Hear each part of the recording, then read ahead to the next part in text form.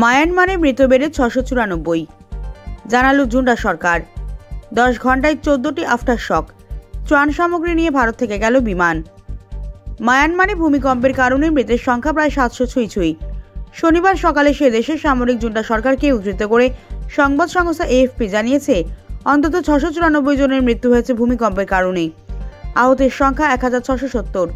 এখনও দেশের বিস্তীর্ণ অংশে উদ্ধার কাজ চলছে, ফলে মৃতের সংখ্যা আরও বাড়তে পারে বলে আশঙ্কা করা হচ্ছে।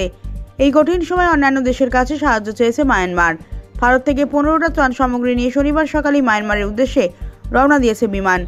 শুক্রবার সকাল থেকে পরপর 15 বার কেঁপেছে ভারতের পূর্ব দিকের প্রতিবেশী দেশটির মাটি। রিক্টার স্কেলের প্রথম কম্পনের মাত্রা ছিল 7.7।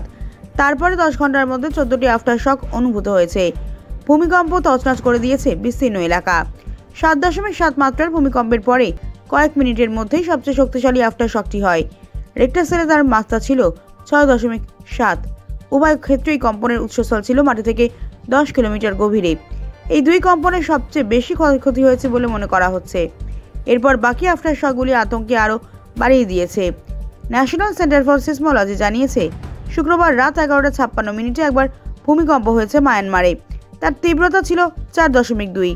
আফটার শকগুলি উদ্ধার কাজকে আরও কঠিন করে তুলেছে।